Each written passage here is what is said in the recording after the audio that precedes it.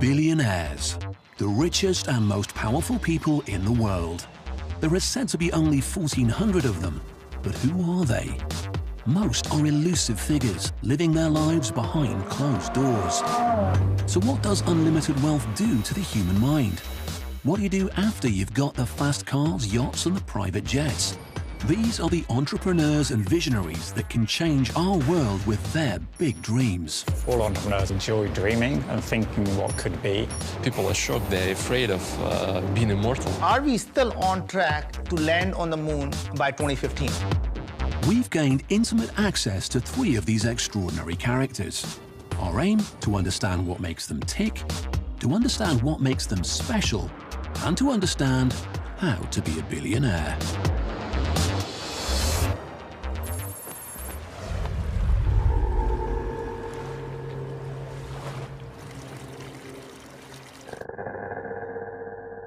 Meet Naveen Jain.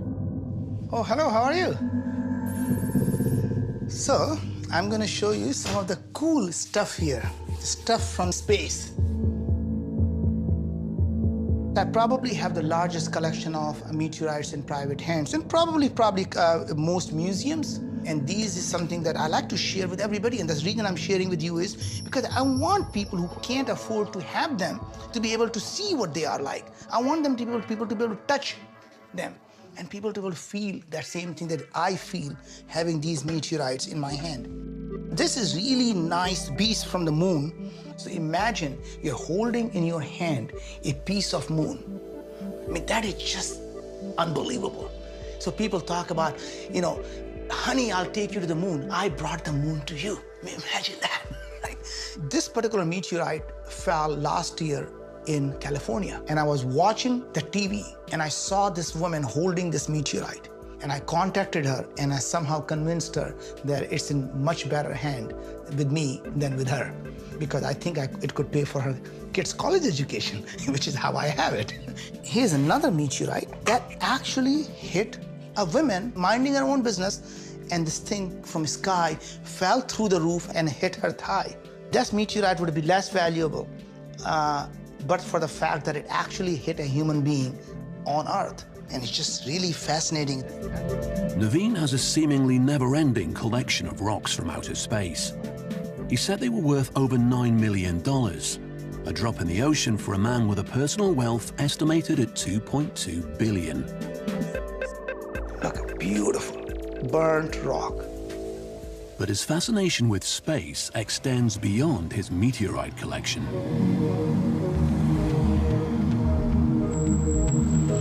Moon Express. Thank you.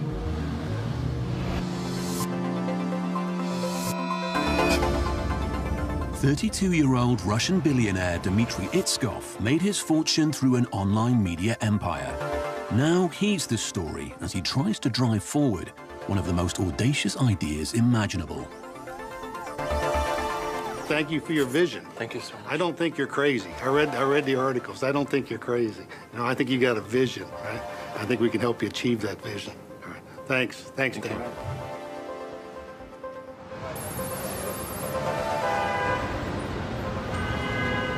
He and his team have taken over a whole floor of an Upper West Side hotel in New York. Final preparations are taking place for his controversial Global Future 2045 Congress. The first meeting with Dmitry is a brief encounter on the street. So what's the point of the Congress? What are you trying to achieve? It's a natural process for any initiative to draw the attention of the media and to draw additional finances to the concrete project. So obviously those will be next natural steps to get additional money on board, to get media, to get more supported journalists on board. How is it funded? How? By myself. How much money have you put into this so far? $3 million by the moment. If I want the whole vision to move forward rapidly, I need somebody else, but with my personal resources, it will continue going on. Dmitry is caught up in a whirlwind of TV and press interviews. He's trying to convince the world that this project is more than a rich man's pipe dream. Tell us about the 2045 initiative. What are you seeking to accomplish here?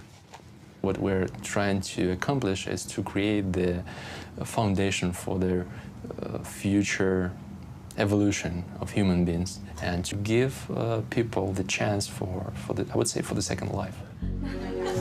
Dmitry is happy to talk about the project, but he's more guarded when asked about himself. You haven't spoken a whole lot about your personal life, right? Something you prefer not to discuss? There's just nothing in my personal life. Nothing is going on there. What do you mean? From dawn to dusk, I'm just working and working and traveling, flying, and meeting people. After a day of non-stop interviews and networking, Dmitry finally retires to his modest hotel room. Time to get to grips with his dream. So, Dmitry, where did the idea for the Avatar project come from? The real effect on my personality, which led me to the 2045 initiative, was about my spiritual crisis. When I was just 25, I understood that I just didn't need, that extra luxury that I could have. I just realized that the more I live, the more I just spend my time doing something which won't lead me to the satisfaction in the future. To be immortal, to have the option to live forever, to have the body which is, not limited with all this biology, this is the real freedom. It's interesting, first of all, it's completely scientific. No esoterics, no mystics. It's scientific avatar. But in parallel, the whole motivation is spiritual. Dmitry has a detailed roadmap and even a political party to help drive through his dream.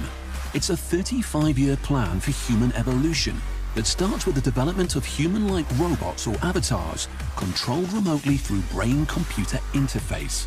This, he hopes, will develop to another stage with the full brain transplant, and he plans to eventually take us to a stage where uploading the human consciousness will be possible.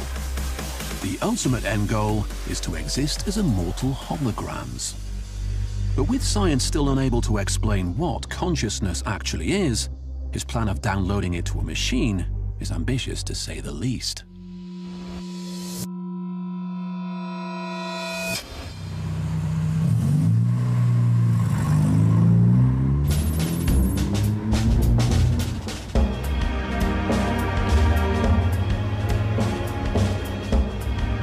Michael Birch used to be a computer programmer in his bedroom in Cheshunt, Hertfordshire. Now he's living the dream in San Francisco. It's an unusual circumstance to suddenly make a lot of money. It took me about 3 years to get used to it.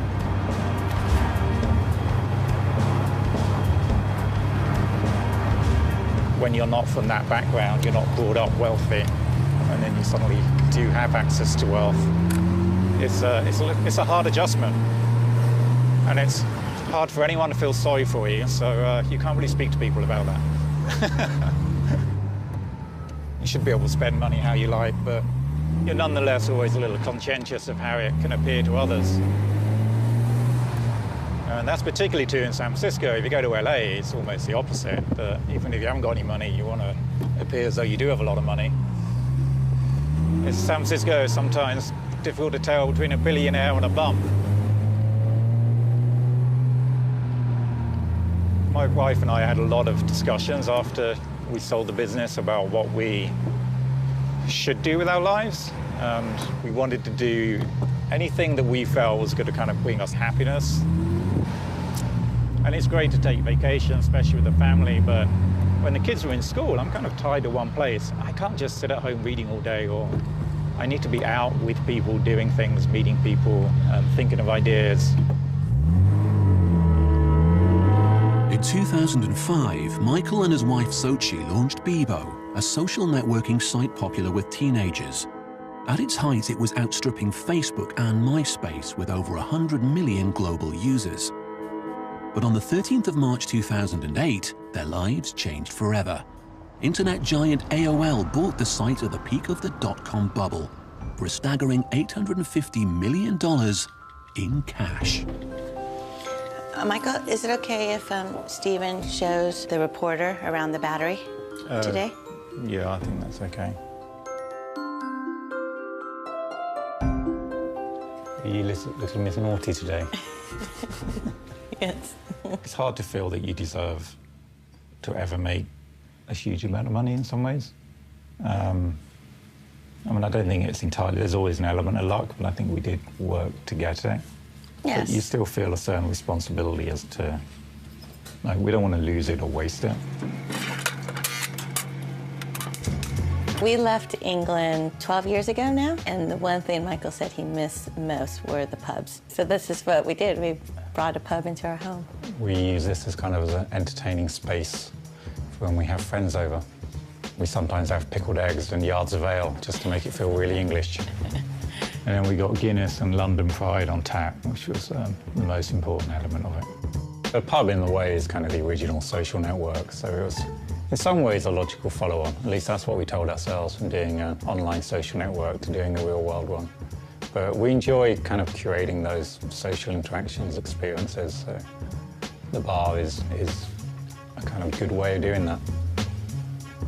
The most enjoyable period of the kind of Bebo experiences, you like, was early on, when it was just a handful of people in an office coding away, building something that was growing quickly. It was really exciting. And then as it got bigger, it just stopped being as much fun. That's a good There we point. go. It's all right, isn't it? There's a future career ahead of me. I know. And then we hit problems where we were no longer growing. We were getting beaten by Facebook. So that was kind of a tough period, I think. And it became evident that it was time to sell. And I wouldn't say that was that enjoyable either. It was not the best year of my life by any means. I mean, Devon being born was an absolute highlight. Outside of that, it was...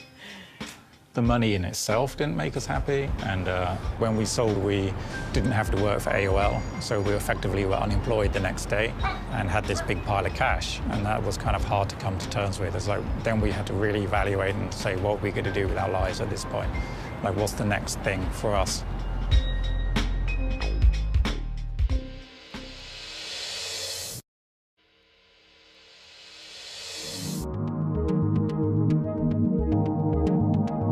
At a compound in Mountain View, California, internet billionaire Naveen Jain is hatching a plan that could make him the world's first trillionaire. Naveen, good to see you, my friend. Good. So Naveen, the team is working hard, as it usually is. Of course. Remember, on the left, we have our systems engineering team doing all the mechanical design of the lander. Yes. And on the right, we're doing all the avionics, so micro-miniaturizing all of the electronics that goes into landing, because you can't land without software. So we have our guidance, navigation, and control team working on all the software. So we're going to land on the moon somewhere around here, close to where the Apollo spacecraft landed at the equator. How did you pick that area? Well, first of all, it's on the near side, so it's easily accessible from Earth. It's an area, the dark area are actually regions of lava plains, so they're not mountainous. Not so long ago, it was the Soviet and America's superpowers that were locked in a race to land on the moon.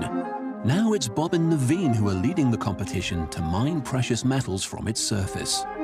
Are we still on track to land on the moon by 2015? We're still on track, Naveen. Initially, we thought the mission was going to cost us about $100 million. Do you think we can bring the cost down to, say, $50 to $60 million now? Yeah, even less. Yeah, Even less? I think the first mission will be under 50, and subsequent missions may be under 40. When would we be able to tell your honey that I want to take you to the moon? 10 years. 10 years. Not only will it be a honeymoon, but I'm taking my honey to the moon, and I think that'll be the killer. If you can do that, that's real business. If we can go to the moon for $50 million and the cost comes down to 20, and we're able to bring back the thing's worth $500 billion, I don't care what anybody says, that's a great business. Somebody is going to create a $1 trillion industry in space, and we sure hope it's us. When you tell somebody what you're doing and they don't think it's a crazy idea, then you're thinking too small. So when you walk up to a party and people say, what do you do? Well, I mine the moon. Well, that's crazy. Well, I'm thinking big, right? What do you do? Well, are you writing an app for iPhone?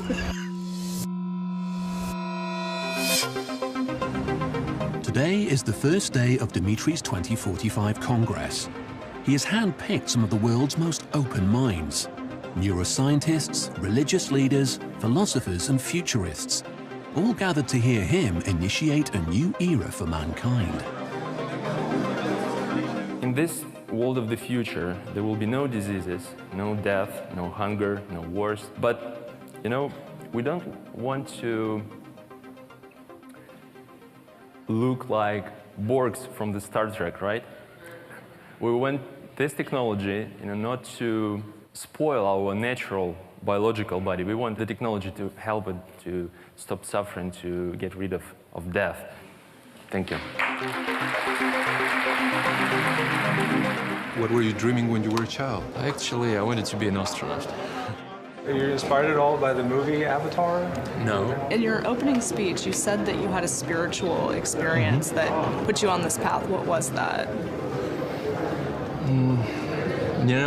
Spirituality comes to one's life very gradually, and in most cases it comes from the disappointment of the lifestyle which people live. We don't have to die a physical death. Life everlasting. How realistic 2045 is depends on this fast rate of technological change. And if we continue to accelerate the way we have been, then the answer is it'll probably be pretty close. Anything is feasible. The issue here is it practical. I think that the human ought not to be determined by our genetic makeup. This conference is convened by someone who wants to become an android. Are there parts of what's going on here that you do not endorse? If the ideas are inappropriate or don't see progress, then presumably they will be dropped from the agenda. You sometimes think you have to be a little bit crazy to think of such a big idea. And it's creativity, it's not craziness. It's, kind of internal force that can change the world. That is not craziness. Dmitry's work isn't just theory and debate. He's plowing his millions into making the first stage of the Avatar project a reality. On Russian television in 2012, he revealed the first prototype android, based on himself. Полностью функциональной копии человека, а к середине столетия обещают сделать оцифровку человеческой души, чтобы переселяться в андроида.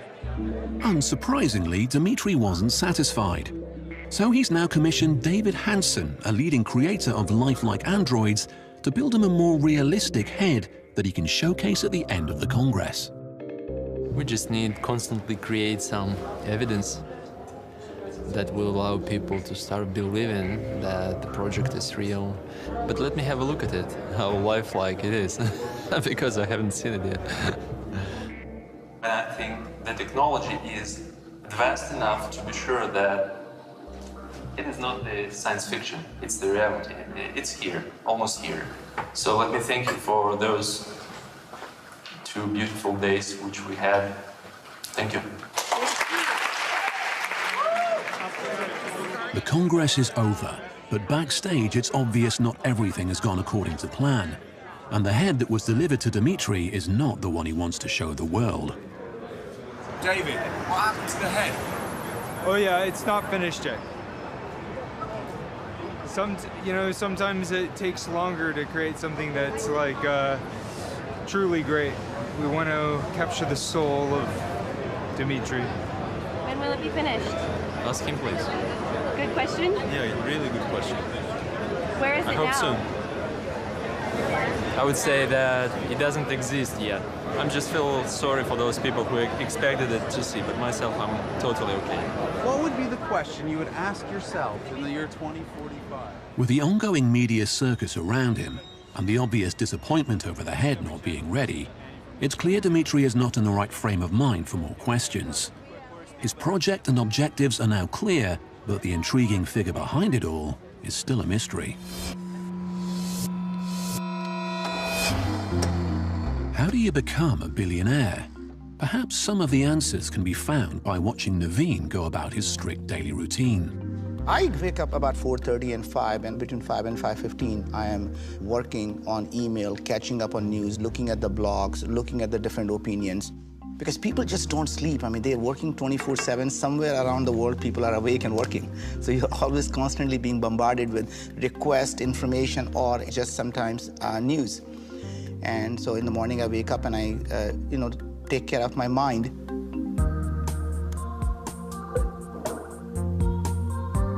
And then after that I work out, and that's taking care of my body. And then I do meditate before I go to work, so that takes care of my soul. Business is like a war. You have to be completely prepared. And unless you have mind, body, and soul really all ready for it, you just can't fight that battle. I do work very, very long hours, and I realize there is really no substitute. I mean, it doesn't matter how smart you are, there is just no substitute for hard work.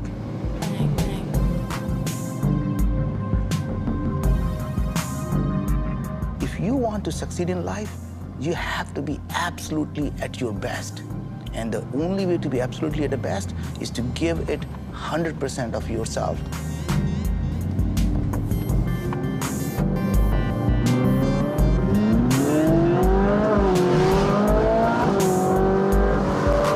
This is my commuter car, so I drive it every day to work. Most people buy a car and keep it in the garage. I drive them every day.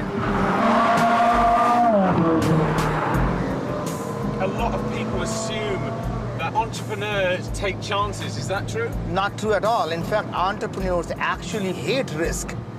Only play the game that you can win.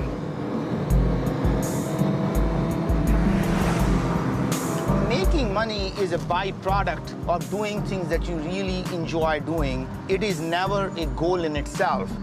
And it's like having sex and orgasm. You have to enjoy the process and not focus on the end goal. People actually who focus on end goal, like getting an orgasm, never get one.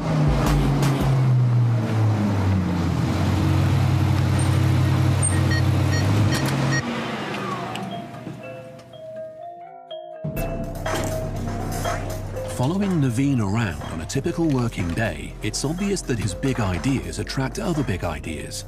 And his interests stretch way beyond the information e-commerce world in which he's built his fortune. We're in the midst of building this. We're in the, part of it's being built right here in Seattle. Hopefully by the end of this year, it's all going to get put together, and we're going to flight test it.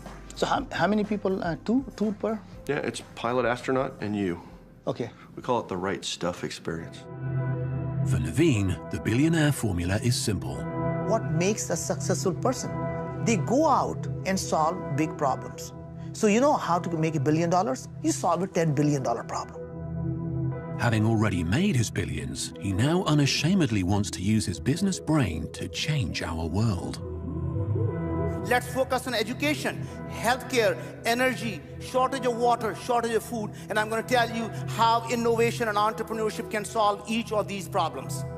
Let's look at education. Imagine if you are able to use a $25 tablet and build some type of a game that's more effective than a private tutor, and it's more addictive than the most addictive video game. Think about it. One day, a child is going to come to the mother and say, "Mom, can I just play one more hour of math? Because I enjoy it so much."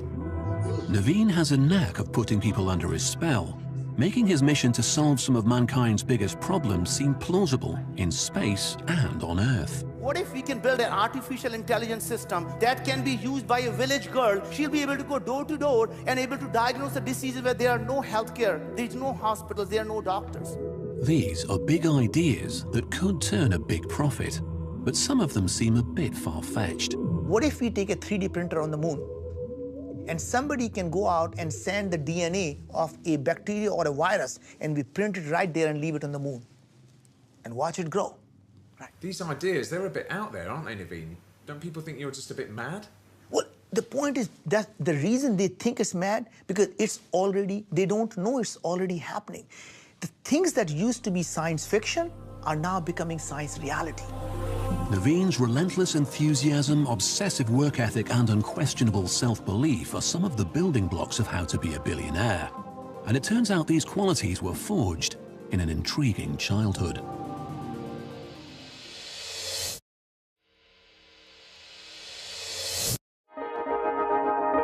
Michael and Sochi live on Billionaire's Row, overlooking San Francisco Bay. Before they sold their social networking site Bebo for $850 million, life was very different. I felt quite old at the time, but I was 18 when I met Michael. And you're just 19. Mm-hmm. I was 19. Yeah. We actually worked together at an insurance company, both in kind of salary jobs, but I wanted to do something in the internet space, and it happened to coincide with having our first child, so we both kind of gave up work at the same time. He worked from home, you know, creating multiple internet sites, one after the other. And I would then have a baby and then go back to work to support the family. And then when I was on maternity leave, I would help out, because I was also a programmer at the time, so I would help Michael to, you know, with any development work that needed doing. So we started working together, you know, not out of a choice, but out of necessity.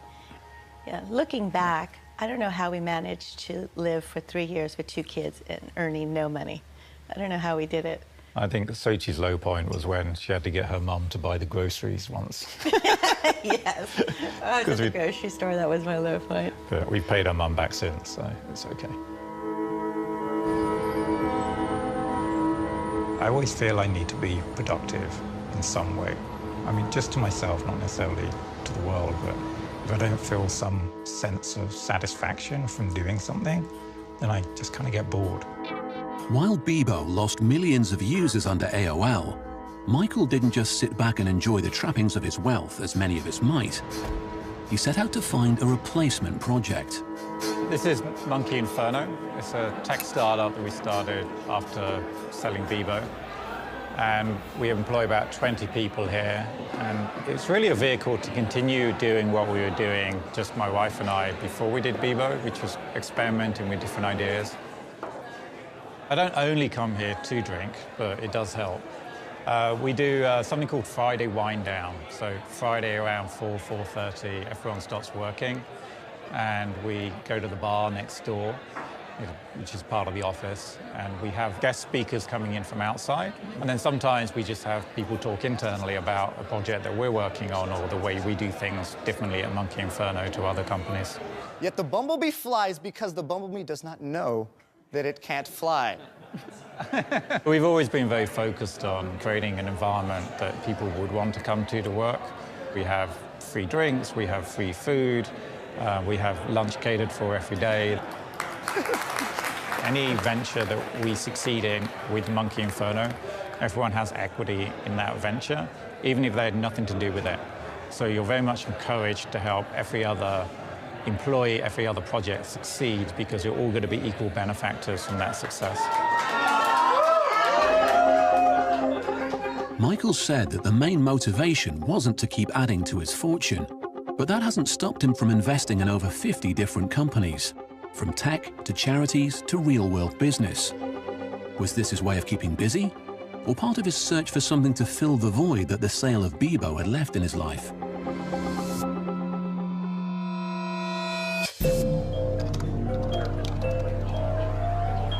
Naveen is a father of 3 who runs 4 companies and has his own space program. How do his children live up to that? My oldest, when he was very young, one day he came to me and said, "You know what, Dad? I'm going to make more money than you ever did." I actually sat him down and I said, "You know, surprising you think of success in that way. Success is not about how much money you're going to have. Success is about how many lives you'll be able to improve. And if you really want to be more successful than I am, go out and improve more people's lives than I'm able to do in my lifetime. And that's what's going to make me proud of you." And he said, "Whatever, Dad." I was 6 years old when Dad started his first company. And at the age of 7, he was taking me on the road with him. And then when I got a little older, like 10, 11, he would start randomly throwing me on stage with him in the middle of a talk and be like, "Hey, like, why don't you come up and give your thoughts?" And you really had no choice but to get up there and say what you thought. So it was a really interesting way to learn by fire, right? When he's 16, he calls me and he said, "Dad, I've been meeting lots of my friends who are at MIT and Harvard and Princeton. What if I brought the great mentors that you had for me, helping these young kids? If I could do that around the world, I'll be able to improve more people's life than you did. Would that make you proud?" And I said, "Yes." And guess what? That's when he started Kairos Society. And today it's world's largest entrepreneurial society. America needs to reinvent our economy. We need to refocus our entire national efforts on young entrepreneurs. How can we be pioneers that move the world forward? Naveen seems to be nurturing his children on a predetermined path to success. His 16-year-old son Neil is the youngest student ever to attend the Singularity University in the Silicon Valley. Entrepreneurship is just kind of like a way of life, really. You can't turn it off. And his 19-year-old daughter Priyanka, who is studying at Stanford University in California, is making her mark in the world of social philanthropy. I've spent 18 years of my life taking for granted everything that I have. A great family, parents, mentors, an education, good health. Things that millions and millions of girls around the world live without. My accomplishments in this world will never be measured by what I do. It will be actually measured by what our children are able to do.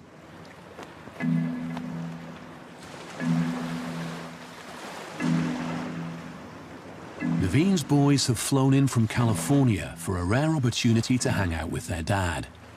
Well, there comes my rock star there, and he's on the phone. Being an entrepreneur is just a full-time job, 7 days a week, 24/7. All right, let's go. I love taking a speedboat out on a full throttle. Sometimes you just got to let the stress out.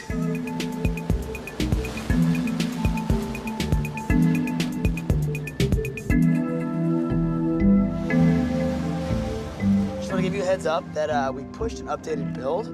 It's, obviously it's still... You want them to work hard, and sometimes you want them to just slow down a bit, but it's never a balance. He saw me do the same thing.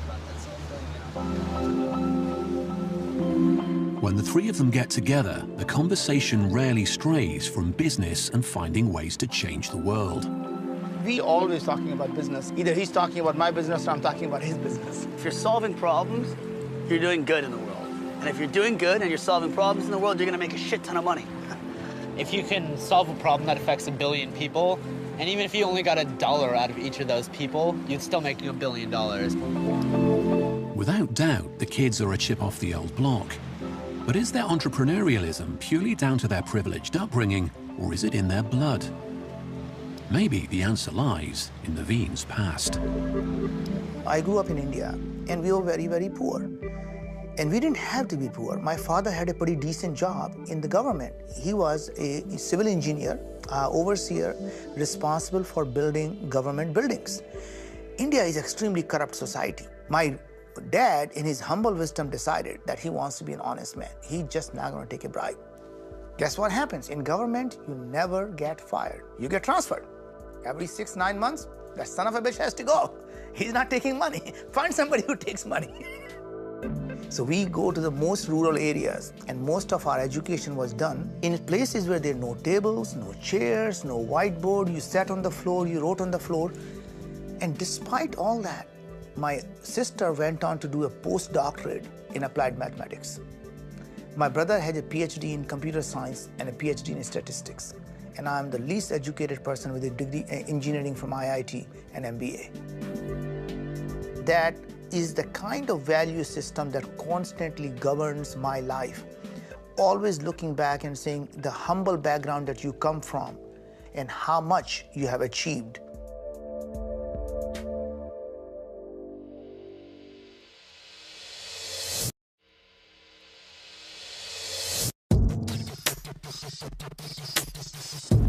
Michael Birch has his ambitions grounded in reality.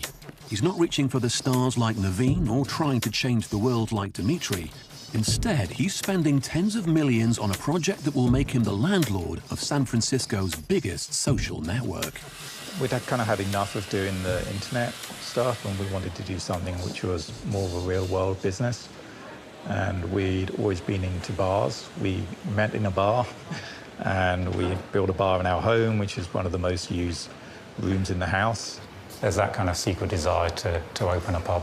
How's it going today? Good, how are you doing? Things is looking good. It's getting there, isn't it?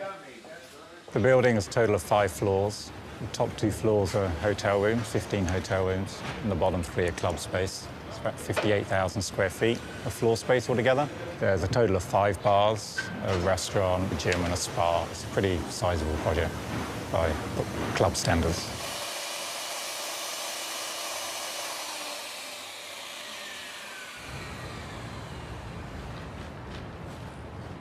There's a couple of traits that help for an entrepreneur, and I think one is just being really stubborn, and the other is being really naive. So you're stubborn to think that you can really do it, and you're too naive to know that it's probably a really bad idea and risky. I think the entrepreneurism comes very much from my father.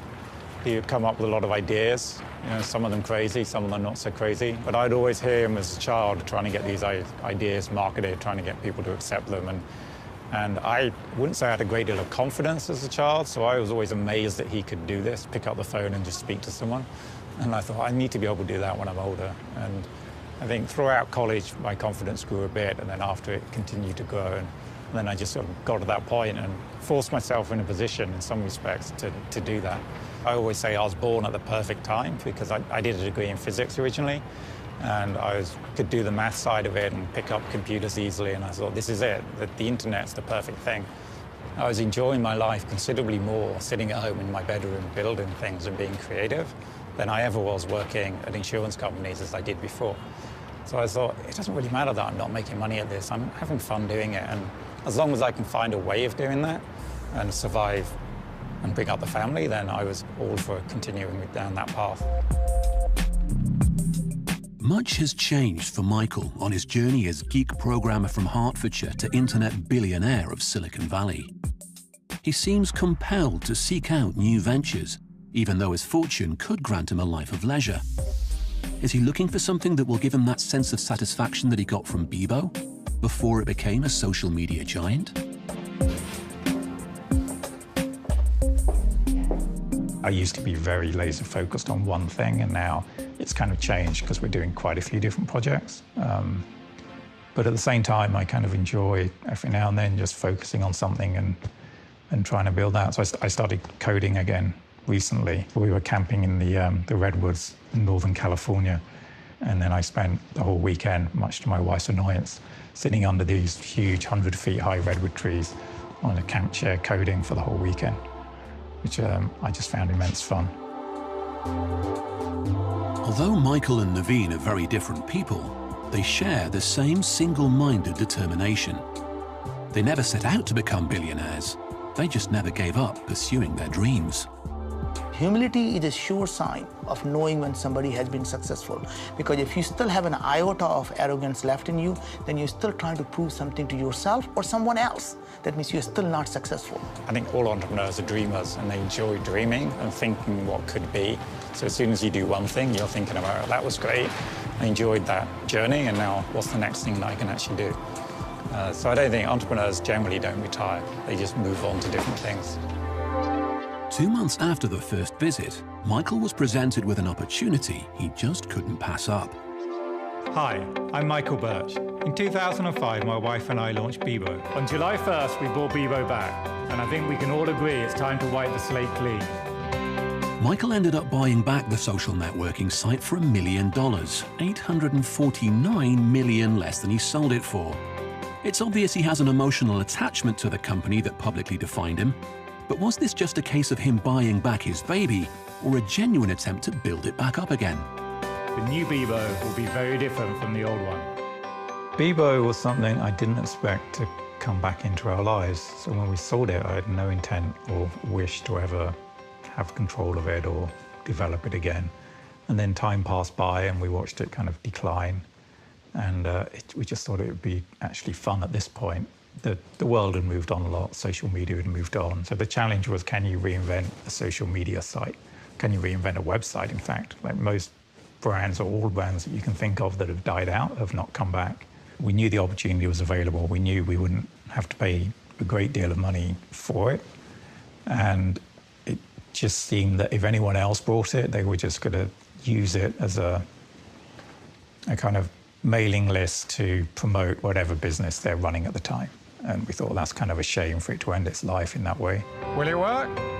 Who knows? But one thing's for certain, it'll be fun trying.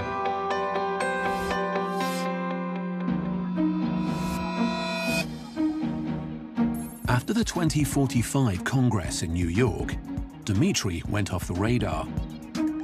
and it took more than 2 months before he agreed to meet again, this time in Dallas. His devotion to the Avatar project is obvious, but is he sacrificing everything for a life of city hopping and lonely hotel rooms? I never feel lonely, never. At home, at hotel, I live alone, but I'm not looking to find anybody to be my company. On the contrary, I like being alone. It's a good time for you to watch your mind, to think about your life, about your progress, to meditate. The hotel room is my refuge. I don't have enough time to have kids. I don't have enough time to have even a wife, you know. It's a pity, maybe, but I have what I have. Before Dmitry dedicated his life to pursuing immortality, he made his billion-dollar fortune in Moscow as a media magnate in web-based news publishing. Of course, there has been a period when money was the motivation. I just realized that I couldn't earn everything, and I decided to stop for some time just to explore different opportunities. Because you can spend all your life doing more and more, and what will you have? I realized that I will come to the dead end, you know. The game will be over. And I tried to look for something, you know, more. For something which probably you cannot describe with words, but you can feel. And obviously, to do that, you have to try to live without, you know, family, without your hobby, without your favorite business. It just, this is, I think, the beginning of your natural way of finding who you are.